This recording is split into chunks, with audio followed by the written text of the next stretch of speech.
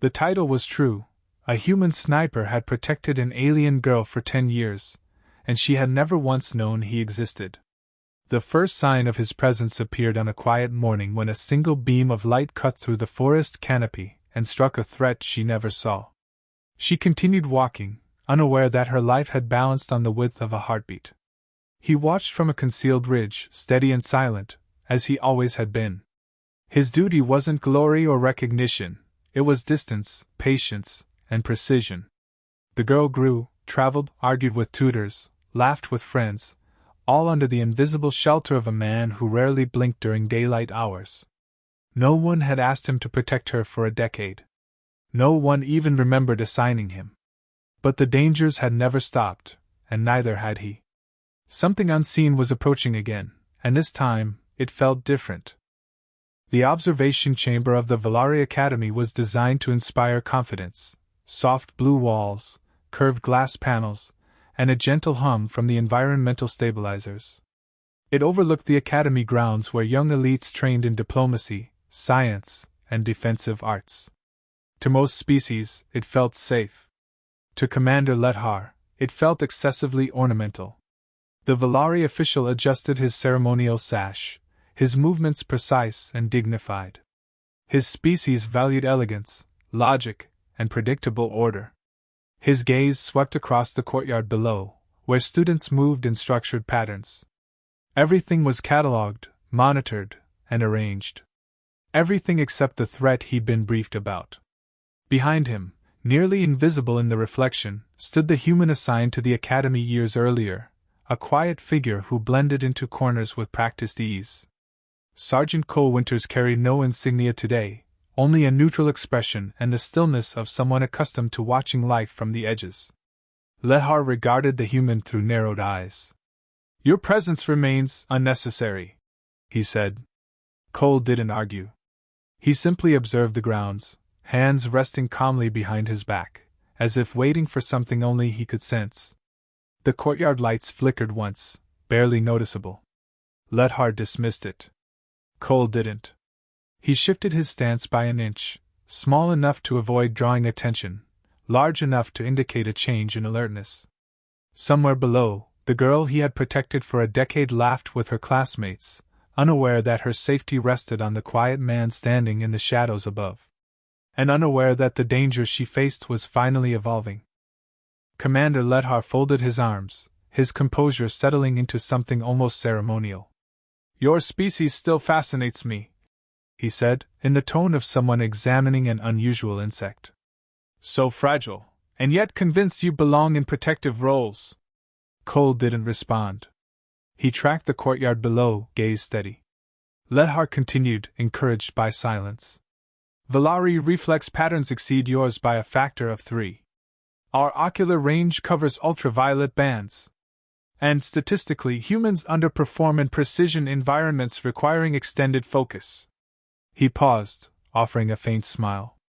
"This academy houses the most gifted minds of our sector. Your presence creates unnecessary clutter." Across the room, a pair of visiting scholars exchanged amused glances.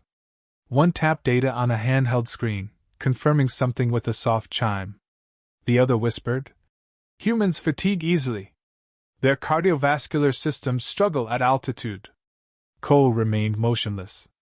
Lethar clasped his hands behind him. "Precision, patience, emotional detachment, these are qualities cultivated through centuries of Valari discipline. Humans evolved through instinctive reaction, not long-term clarity." A quiet hum escaped one of the scholars, laughter for their species. Another added, "They require sleep cycles far more often. They are hardly suited for 10-year assignments." Lethar nodded approvingly. "Exactly. Their biology limits them. Their senses restrict them. And their emotional architecture." He exhaled, a soft sigh of superiority. "It makes them impulsive."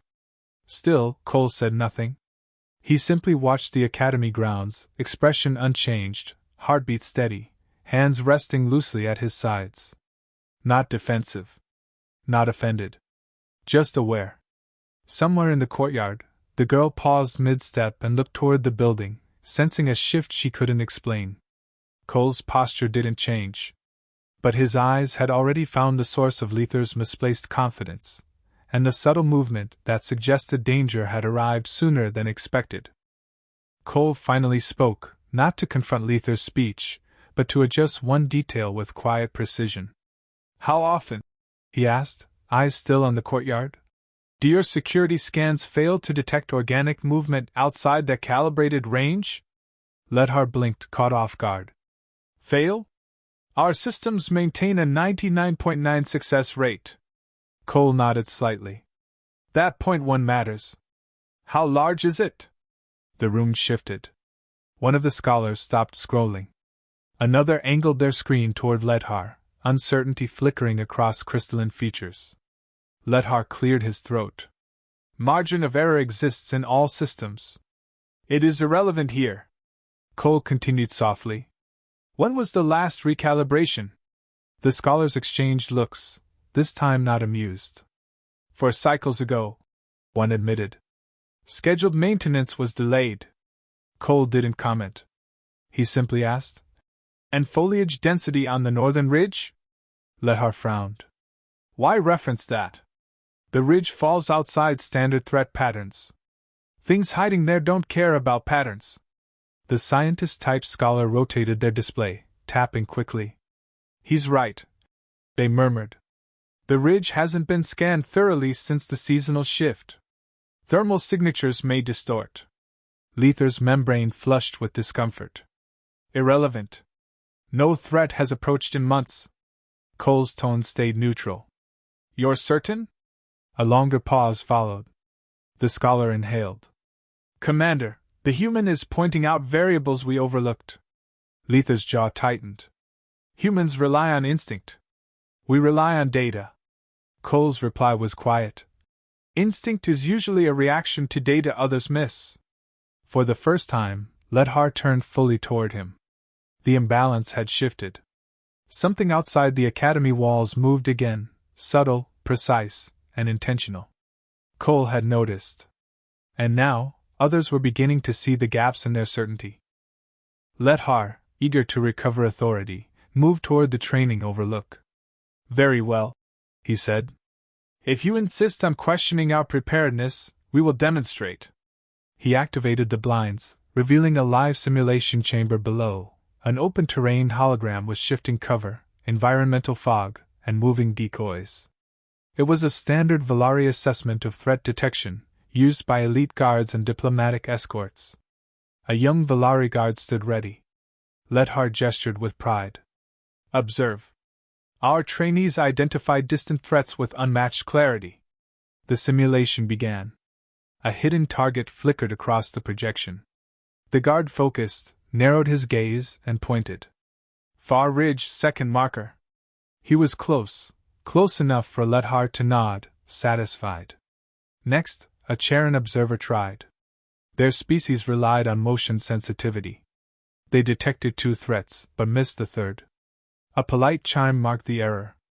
A crystalline Quinn analyst followed. Their spectrovision located 3 decoys instantly, but misread heat distortion from another, resulting in 2 false positives. Ledhar turned toward Cole, arms folding. "Your turn, human." Cole sighed quietly, as if the request were merely routine. He stepped to the panel, hands loose at his sides. The simulation refreshed. Fog thickened. Distances stretched. Decoys hid behind bends. Cole didn't narrow his eyes. He didn't lean forward. He simply looked. Then he lifted one finger. "There." Ledhar frowned. "Impossible. Nothing is projected there." Cole tapped the zoom control. A faint outline, barely a shimmer, materialized. A decoy blending with terrain. The scholar stiffened. Cole pointed again. "And there, and there." Each time he marked a location, the hologram validated it with a sharp tone. 5 threats. All found. No hesitation. Ledhar swallowed. "That is unlikely." Cole ignored him, eyes drifting to a darker patch near the edge of the projection. "And that one," he added. The hologram flickered, no decoy was there. Ledhar exhaled triumphantly. A mistake. But then the simulation recalibrated, revealing a distorted, half-rendered threat pattern that shouldn't have been visible yet. The scholars stared. He identified it before the system finished generating. One whispered. Cole stepped back. Your program follows predictable placement logic. The pattern was incomplete, but the angle was wrong for fog drift. No pride. No boasting. Just facts. The room went silent. Because a moment later, an alert chimed, not from the simulation, but from the Academy's real perimeter sensors. A threat pattern on the northern ridge had just flickered into existence. The same angle Cole had identified. When you're ready for the perimeter alert continued pulsing, soft but insistent. Scholars crowded the console, checking readings with mounting confusion. Lethar moved from screen to screen, irritation dissolving into unease. Cole waited. Finally, one of the crystalline Quinn analysts spoke first. The signal is faint, but real. Something is on the ridge. Movement patterns, irregular. A Feltic biologist tilted their fronds. How did the humans sense it before our scanners? Lethar, unwilling to concede, folded his arms. Coincidence, most likely. Cole shook his head. Not coincidence. Just pattern recognition. A pause followed. The kind of pause that meant a room was trying very hard to understand something uncomfortable. The Quinn leaned closer. Explain. What training produces this? Cole considered his answer. It's not training. Not formal, anyway. The biologist blinked. Then what is it? Life, Cole said simply. The room froze. Lethar scoffed. Life? That is not an answer. Cole's voice stayed level. Where I grew up, you learned to notice small changes, footprints, broken branches, shadows that don't match the sun. Not professionally. Just to avoid trouble. The Quinn processed this slowly. This was recreational? Cole nodded once. Children play outside. We learn to read terrain without thinking about it. The biologist stiffened. Your children track movement? Sometimes, Cole admitted. Or they learn the hard way when they miss a detail. A Valari scholar whispered, horrified. Your juveniles endure threat environments? Not intentionally, Cole said. But nature doesn't care about intentions. The room absorbed that. He continued, tone calm. Hunting, camping, backcountry travel, people do it for fun. Some learn to navigate forests, deserts, mountains. You start noticing sound changes. Silence patterns. Weather shifts. It becomes instinct. Lethar blinked slowly. This is common? Very. The Quinn's facets brightened. Commander, humans engage in environmental threat analysis as recreation. The biologist added quietly. Their sensory training begins in childhood. Unstructured. Unregulated. And constant. Cole shrugged. Not training. Just living on a planet that tries to break you if you don't pay attention. Lethar stared at him. That is grotesque. Cole didn't argue. It's normal where I'm from. More silence. Then the biologist whispered the line everyone else was thinking. You accidentally trained to detect ambushes. Cole lifted one shoulder. It happens. Every alien in the room stared at him with a new mixture of awe and fear, because they finally understood. Humans weren't built for war. They were built by a world that didn't believe in safety. And now, something outside the Academy matched the same patterns Cole had spent a lifetime learning to recognize. If you're ready for the real crisis, where the sniper becomes terrifyingly competent. 2 months passed with deceptive calm. The Academy's routines resumed their predictable rhythm, morning lessons in diplomacy, afternoon training in structured exercises, evening lanterns glowing across manicured courtyards. Students laughed, argued, complained about assignments. The young alien girl, Lyra, moved through her days unaware of the silent orbit of protection that trailed her wherever she walked. Cole remained a shadow on the periphery, never in the way, never drawing attention, always watching. Lethar insisted the ridge alert had been a glitch. Scanners had been recalibrated. Patrols increased. Confidence returned. Until the night the ridge erupted in sound. It began with a tremor, light enough for Lehar to mistake it for weather. Then the academy lights flickered. Long-range sensors chimed a warning that registered too slowly for anyone in the room to process. Cole had already moved. He crossed the chamber with quiet urgency and was down the stairwell before Lehar even inhaled to issue an order. The calm lines erupted in overlapping voices, guards reporting movement, perimeter units stumbling over readings, scholars trying to interpret data faster than it arrived. The threat wasn't theoretical anymore. Outside, the forest shimmered with unnatural motion, branches bending under shapes that didn't belong. Something large, several somethings, moved with unnerving coordination. Lyra stood near the central walkway, startled as guards rushed past her. A distant branch snapped. Cole reached her before the sound finished echoing. "Walk with me," he said softly. She blinked. "What's happening?" "Walk." His tone wasn't harsh. It wasn't loud. It simply left no space for question. Alarms wailed. Spotlights flared across the grounds. Valari security forces scrambled into position, structured, orderly, well-trained, but overwhelmed by confusion. Something darted between the trees, too fast for most eyes to track. Lehar shouted commands. Guards fired warning bursts into the dark, hoping to deter whatever lurked beneath the canopy. One burst hit nothing. The second hit something that didn't stop. Lyra froze. Cole lifted her gently by the shoulder, positioning her behind a stone column. "Stay low." The courtyard erupted as academy defenses activated, shield plates rising, barriers snapping into place, but the creatures moved around them with unnatural precision. One scaled the courtyard wall, claws sparking against stone as it pulled itself upward.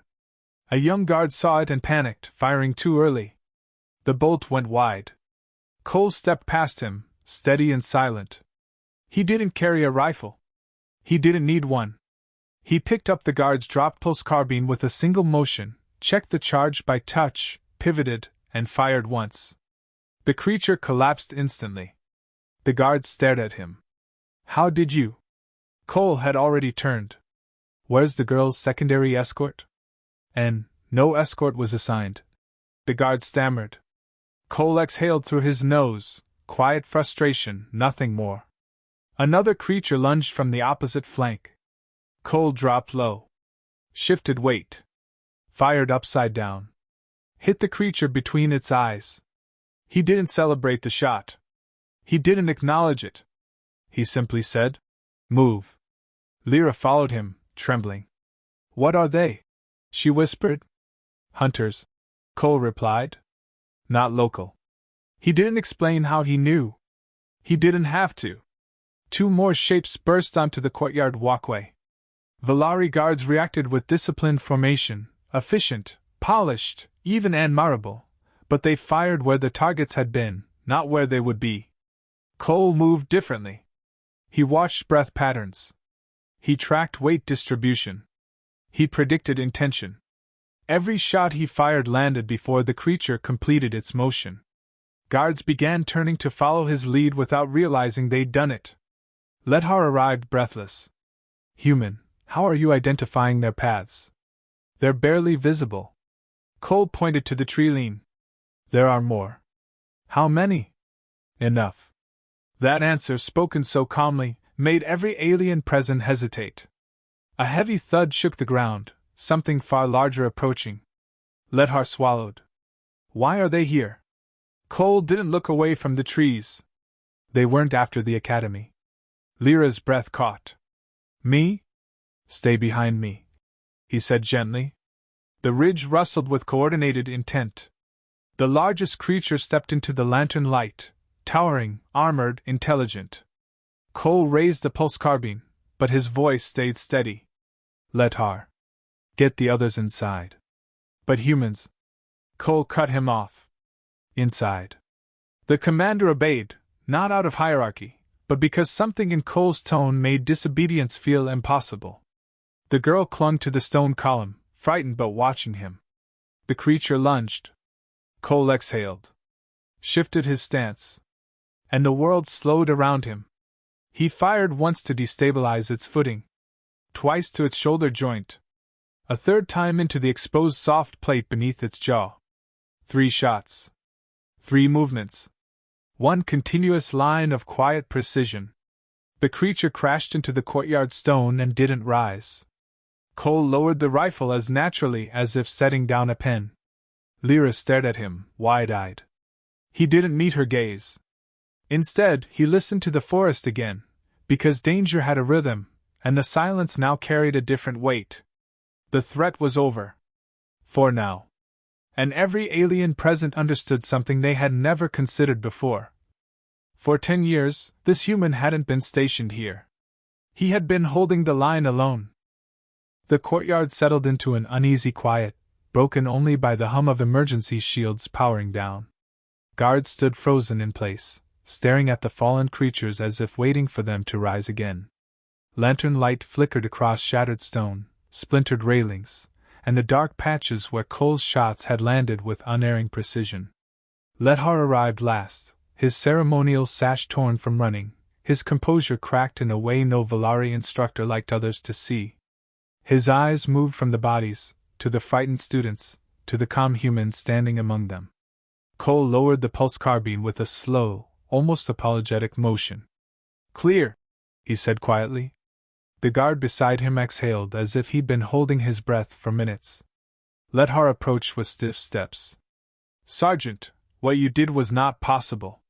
Valari tactical teams trained for years and still struggled to predict movement that erratic." Cole checked the weapon's charge, set it safely aside, and shrugged. "Wasn't prediction. Just habit." "Habit?" Lethar repeated, as though tasting the word. "Back home, when movement stops feeling random, you learn something's about to go wrong." The Quinn analyst drifted forward, crystalline facets shimmering with dawning comprehension. "Your earlier demonstration, the decoy you identified before the simulation rendered it, was the same skill?" Cole nodded. "And you maintained a 10-year watch over this girl?" the biologist added softly. "Using the same instinctive awareness?" "Pretty much."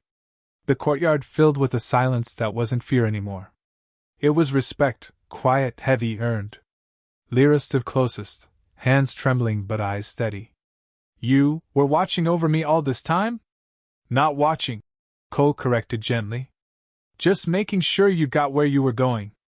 Lethar struggled for words. His pride, his species' confidence, the long-held belief in Valari's superiority, all of it wavered under the weight of what he'd seen. "You acted before any of us understood what was happening. You protected her without command, without recognition, without certainty of survival." Cole's expression remained mild. "That's the job." Lethar inhaled slowly. "Then our manuals are wrong." He glanced at the gathered guards and scholars. "Our assumptions are wrong." His gaze returned to Cole. "And our understanding of humans is profoundly lacking." Cole didn't react with satisfaction. He simply said, "Everyone was safe. That's what matters." Lethar straightened, a gesture of acknowledgement rare for his species. "Sergeant Winters, will you assist us in rewriting our threat assessment protocols? Your methods clearly exceed ours." Cole rubbed the back of his neck as if embarrassed by the attention. "They're not methods. Just lessons learned the long way." "Then teach us," the Quinn insisted. Lethar nodded. "Your instincts saved lives today. We must understand them if we hope to prevent further failures." Cole looked toward the treeline again, ever watchful, even now, then returned his focus to the commander. "I can help you start," he said simply. A ripple of relief moved through the courtyard. For the first time, the aliens understood the truth. They had not been protecting the girl. The last of the academy lights stabilized, casting an even glow across the courtyard where guards gathered debris and scholars whispered over recalibrated readings. Lyra stood a short distance away, still processing the truths she'd never imagined. 10 years of safety owed to a man she hadn't known was there. Cole watched the treeline a moment longer, ensuring nothing else moved. Only when he was certain did he step back, shoulders easing into their familiar quiet. Lethar approached him with a steadiness that hadn't existed earlier. Sergeant Winters. I misjudged your species. And your role here. He hesitated, the admission heavier than any wound. I assumed your presence was ceremonial. A formality. Cole adjusted the sling on the pulse carbine, eyes calm. Most people do. Lethar bowed his head, a rare, sincere gesture. You protected her better than any system we built. Cole offered a faint smile, almost apologetic. She never needed to see me, he said. Just needed to stay alive. He turned toward the path leading out of the courtyard. Before he stepped away, he left Lethar with a final, soft truth. Humans don't guard from the spotlight. We guard from the places no one thinks to look. And with that, he vanished into the shadows again, exactly where he had always been.